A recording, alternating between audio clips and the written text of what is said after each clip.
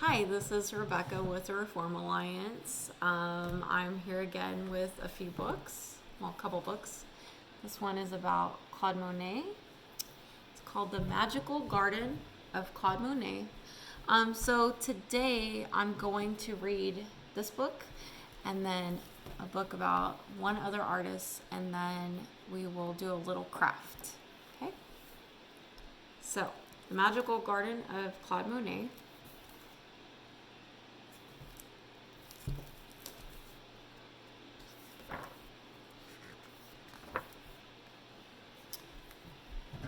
I wish we had a garden, said Julie. She looked down at the drab river which ran through the city. Even Louis the greyhound was bored with being inside.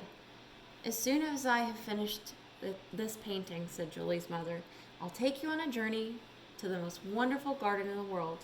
It belongs to my old friend, the painter Claude Monet. See, her mother's a painter. And there's her dog. They took a big black train beside the twisting river far out of the city. So, when do you think this was? People don't usually ride trains that look like that anymore.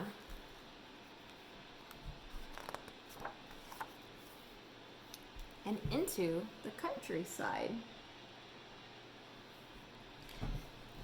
Then Louis began to run down the hill and into a lane where a huge wall stood around a mysterious garden. Stop, Louis, called Julie, but it was too late. Louis had gone. Julie didn't know what to do. She got down on her hands and knees and wriggled inside. She's following her dog. It was like crawling into a dreamy world where twisting plants grew tall as trees. Julie ran around a corner and almost knocked over a big man with a spade. Spade is a garden tool. The man wore a straw hat and he had a huge white beard. It's not Santa Claus. Oh, said Julie, I'm looking for my dog. Are you the gardener? I suppose I am, said the man. Come and look. One day, these tiny seedlings will grow into big flowers, but a gardener must be very patient, just like a painter. Then Julie realized, you're Claude Monet, she gasped. Yes, laughed the old man, I am Claude Monet.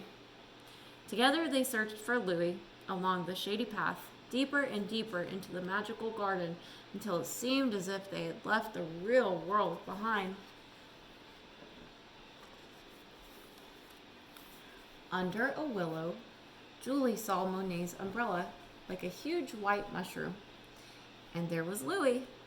He had a blue nose, a purple ear, and one green paw. Naughty dog, shouted Julie. You walked all over Mr. Monet's paints. I think your dog wants to be a painter, laughed Monet. Look, he's made a picture too. Then Julie saw Monet's paintings laid out in the sun to dry. Clouds floating on a mirror pond, a field of golden haystacks, a row of wispy poplars, a little Japanese bridge. And there's Louis. The brush marks glowed like flowers in a garden. Did he do a good job painting?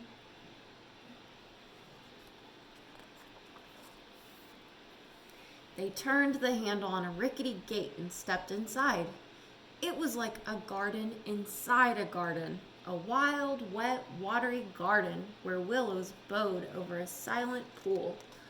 Together they crossed the green bridge. Isn't that beautiful? It looks like a dream.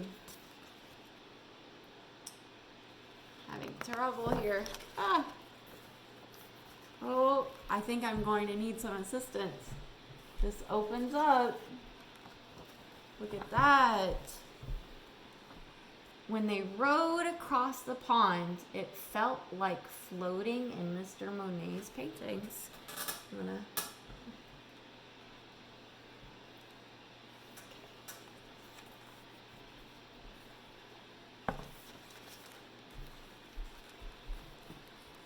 Julie heard the splash of the oars and birds calling in the trees.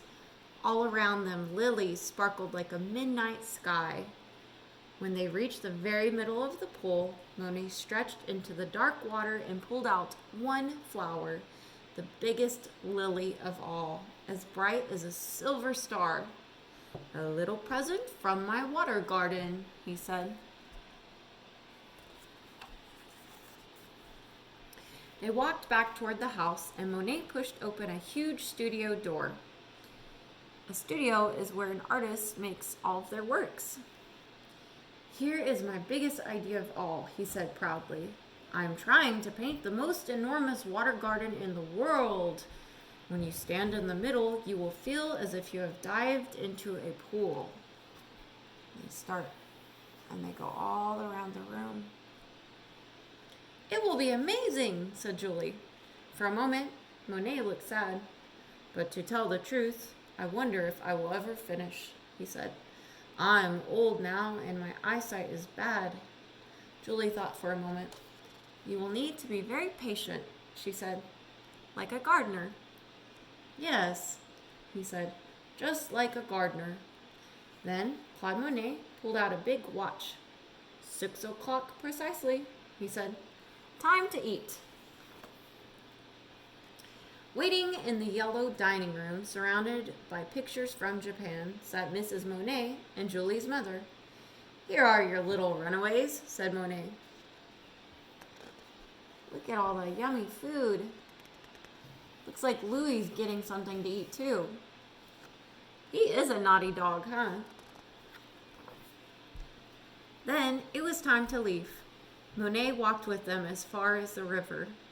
Louis wanted to say goodbye too, but as he jumped up, Julie's beautiful lily went flying into the river. "Oh, Louis!" shouted Julie. "That was a special lily."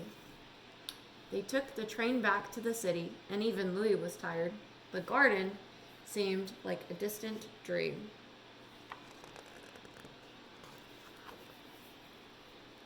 But in the middle of the night, Julie heard Louis whining to go outside.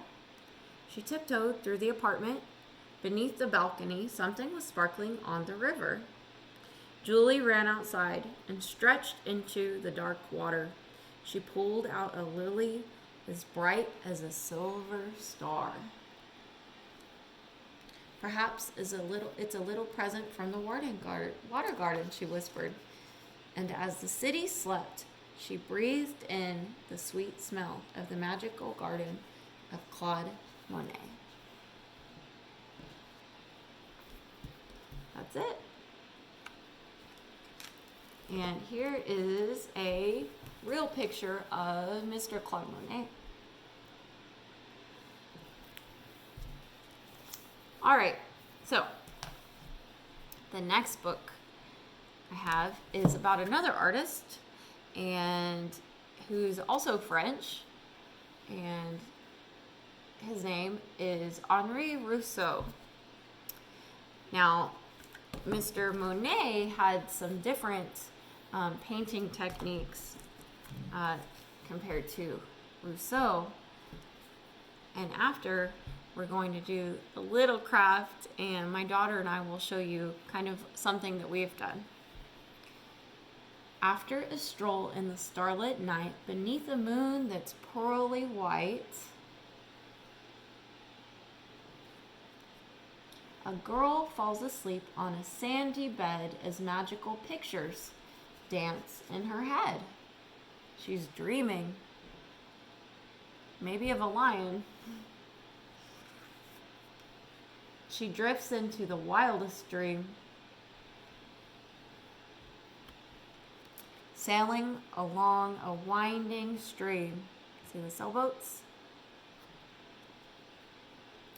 Past a waterfall and two brown deer who stop in their tracks when two people appear.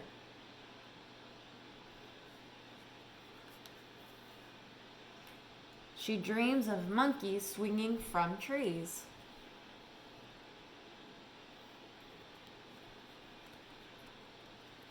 And more monkeys playing among the leaves. Lots of colorful flowers.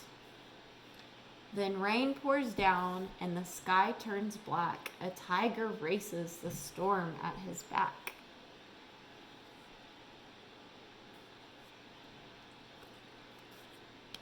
In a clearing is the strangest sight of all.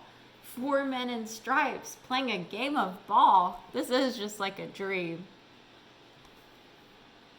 First she's in the jungle and now she's seeing this. What's going on? A lady watching them who seems oddly small. Dreams are funny. They jumble and leap and take us on journeys while we're asleep. See how little she is and see how big the fruit. All those oranges are so big compared to her. All right, so all of those paintings in the book, here they are. If you want to check those out. They have some there's one in Philadelphia. There's one in New York. There's another one in Pennsylvania. Chicago has one. There's one in Washington, D.C. London. Everywhere. Lots of paintings everywhere. So, Mr. Rousseau, he was a painter in France during the time of a lot of things were going on. There were people painting dots. There was Picasso, and he did a lot of different shapes and things like that. And he didn't go to art school. He just he taught himself, and he just had his own style. So my daughter and I, do you want to come over here? We since it kind of takes a while to draw sometimes, we did some kind of Rousseau-inspired jungle pictures. So do you want to show your picture?